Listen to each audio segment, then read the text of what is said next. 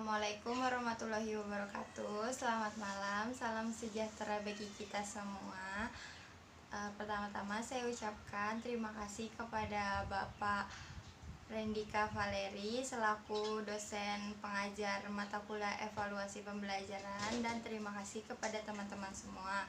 Kami dari kelompok materi kelima ingin menyampaikan materi kami, yaitu instrumen tes yang akan disampaikan oleh kelompok kami.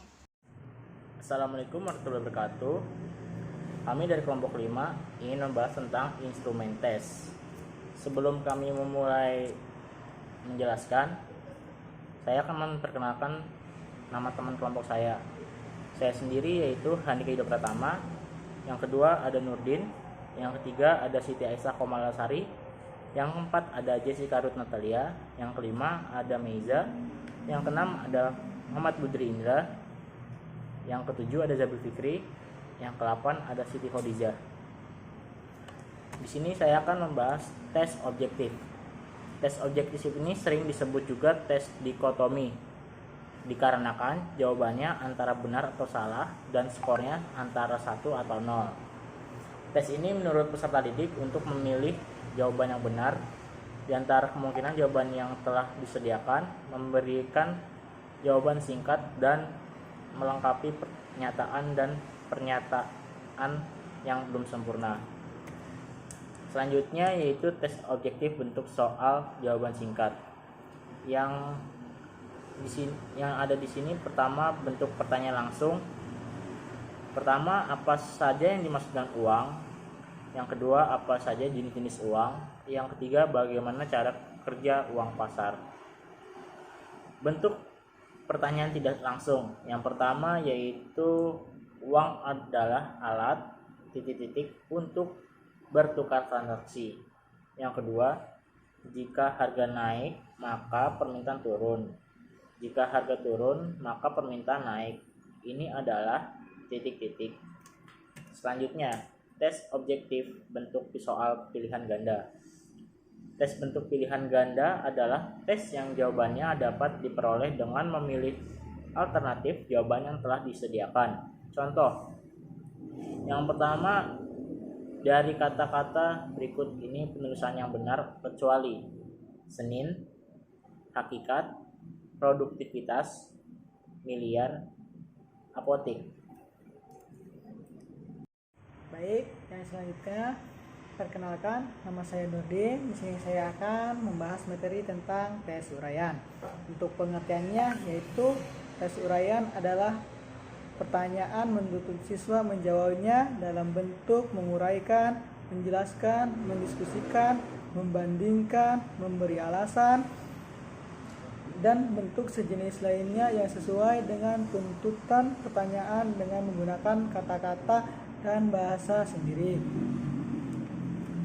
Selanjutnya yaitu kelebihan tes uraian. Yang pertama, menampakkan kemampuan dan kecakapan siswa dalam mengintegrasikan berbagai buah pikiran atau ide dan berbagai sumber informasi ke dalam suatu pola pikir tertentu disertai dengan pemecahan masalahnya.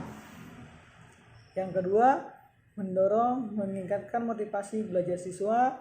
Yang ketiga, menuntut penguasaan bahan ajar secara komprehensif. Yang keempat, mendorong siswa belajar lebih keras menyatakan ide-idenya dalam bentuk tulisan.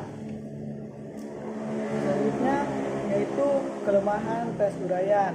Yang pertama, reliabilitas tes rendah karena item tes sebagai sampel dari materi ajar yang terbatas dan subjektivitas penskoran. Yang kedua, waktu yang dibutuhkan untuk menyelesaikan item tes uraian relatif lama, termasuk waktu yang dibutuhkan untuk memeriksa hasil tes. Yang ketiga, jawaban siswa kadang penuh karangan, terutama yang tidak sesuai dengan materi dengan baik. Adapun materi selanjutnya yaitu tentang contoh tes uraian. Di antaranya tes uraian bebas. Jawaban yang diberikan siswa tidak memiliki batas, tergantung kemampuan analisis dan sintesis serta pandangan siswa terhadap suatu masalah. Contoh yang kedua yaitu tes uraian terbatas. Untuk tes ini mengiringi jawaban siswa pada hal-hal tertentu yang batasannya telah pasti. Selanjutnya, tes uraian berstruktur merupakan power test, dapat dikatakan kombinasi antar tes esai dan tes objektif. Assalamualaikum warahmatullahi wabarakatuh. Saya Siti Aisyah Komalasari akan melanjutkan materi pembahasan dari teman saya. Di sini saya akan menyampaikan tentang materi tes menjodohkan.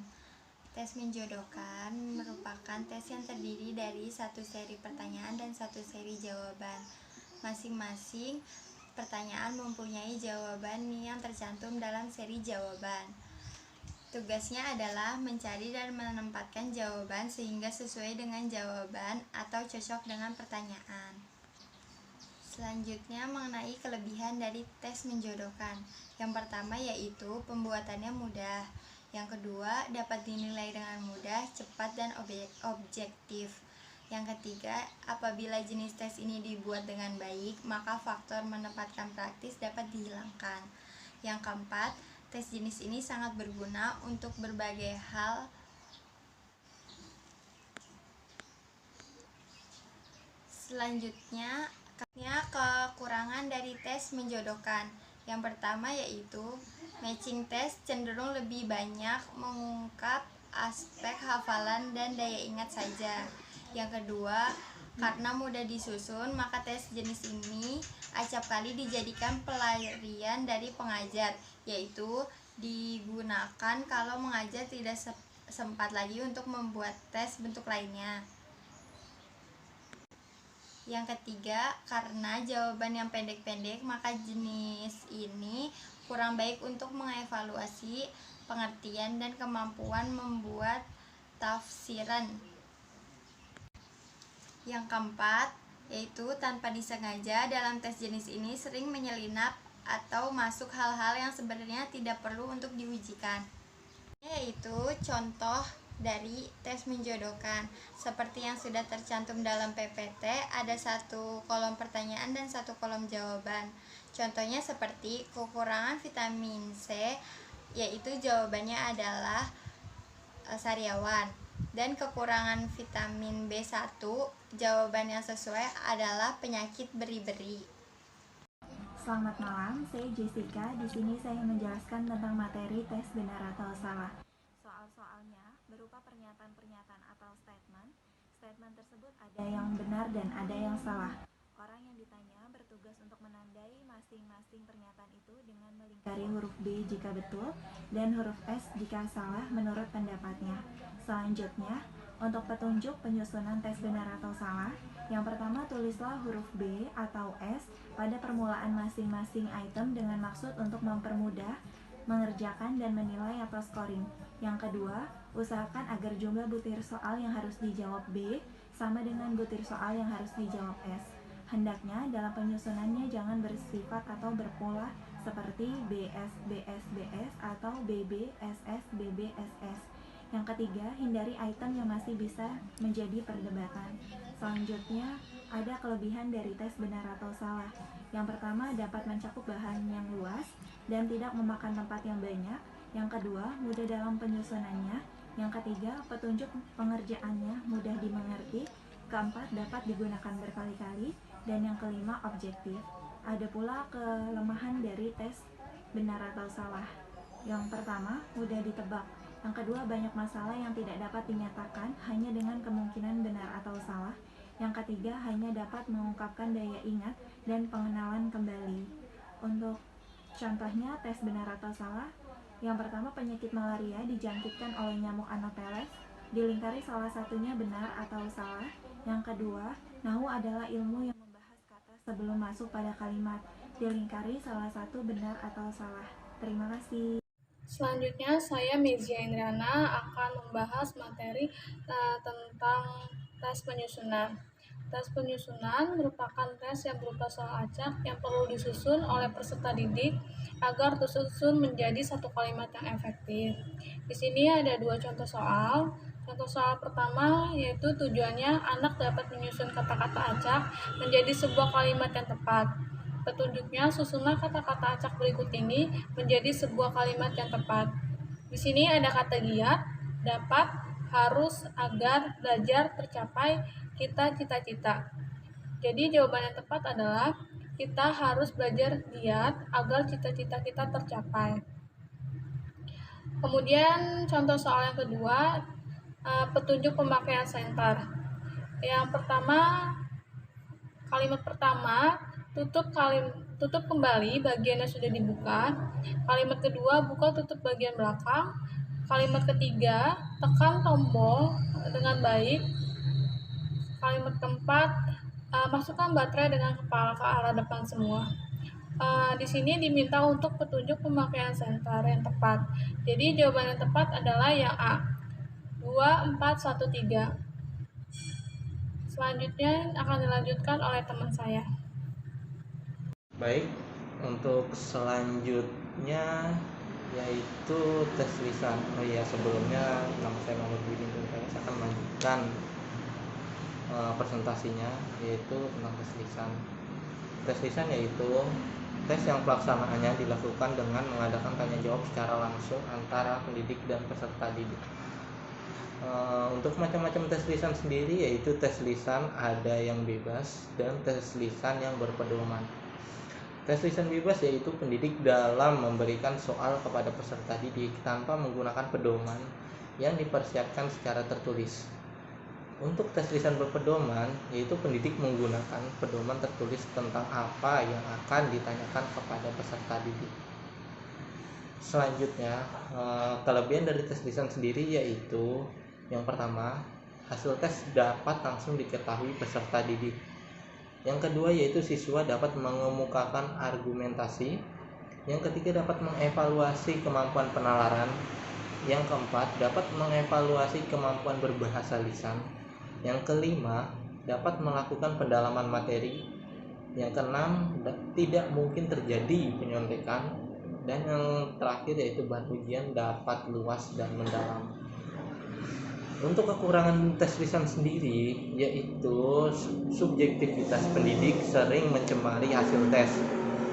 Waktu pelaksanaan yang diperlukan selanjutnya yaitu subjektivitas yang tinggi, yaitu sangat memungkinkan ketidakadilan dan memerlukan waktu yang lama. Dan yang terakhir yaitu jika siswa memiliki sifat gugup dapat mengganggu kelancaran menjawab tes lisan itu sendiri. Cara tes lisan yaitu yang pertama langsung kepada individu, yang kedua yaitu menyebar kepada semua siswa, yang selanjutnya yaitu retorik. Guru bertanya, siswa diberi waktu untuk menjawab, tetapi guru yang menjawab. Yang selanjutnya yaitu balikan, pertanyaan siswa dijawab guru selanjutnya. Guru bertanya lagi kepada siswa yang bertanya. Dan yang terakhir yaitu pertanyaan peserta dibalikan untuk dijawab oleh peserta lainnya. Assalamualaikum warahmatullahi wabarakatuh. Selamat malam. Perkenalkan, nama saya Zabil Fikri. Saya akan melanjutkan materi yang telah teman saya sampaikan sebelumnya. Dan saya ingin menyampaikan materi tes perbuatan. Apa itu tes perbuatan? Tes perbuatan adalah di mana menyampaikannya secara tertulis dan lisan. Dan cara penggunaannya atau cara pengerjaannya yaitu melalui penilaian yang melalui penampilan dan perbuatannya. Tes perbuatan mempunyai kelebihan. Yang pertama itu untuk mengukur sistem psikomotorik, dan yang kedua itu tidak dapat untuk menyontek, dan yang ketiga dia melakukannya secara individu. Kurang lebihnya kayak gitu. Wassalamualaikum warahmatullahi wabarakatuh. Assalamualaikum warahmatullahi wabarakatuh. Nama saya Siti Khadijah. Di sini saya akan membacakan kesimpulan. Dalam dunia evaluasi pendidikan, tes adalah cara pengukuran dan penilaian di bidang pendidikan yang berbentuk pemberian tugas baik berupa pertanyaan ataupun perintah, sehingga menghasilkan nilai yang melambangkan prestasi peserta didik. Langkah-langkah pengembangan instrumen evaluasi meliputi perencanaan, persiapan, uji coba, dan penilaian hasil ukuran. Sedangkan langkah-langkah menyusun tes terdapat beberapa tahapan, antara lain merumuskan tujuan tes, mengidentifikasi hasil belajar yang akan diukur dengan tes itu, menandai hasil belajar yang spesifikasi, merinci mata pelajaran yang akan diukur dengan tes itu, menyiapkan tabel spesifikasi dan menggunakan tabel spesifikasi tersebut sebagai dasar penyusunan tes. Fungsi tes antara lain sebagai alat pengukur terhadap peserta didik, sebagai alat pengukur keberhasilan program pengajaran, untuk menentukan penempatan siswa dalam suatu jenjang, untuk mencari umpan balik, untuk mencari sebab-sebab kesulitan belajar siswa. Terima kasih. Wassalamualaikum warahmatullahi wabarakatuh. Sekian pembahasan materi dari kelompok kami. Kurang lebihnya mohon maaf. Terima kasih atas perhatiannya. Wassalamualaikum warahmatullahi wabarakatuh.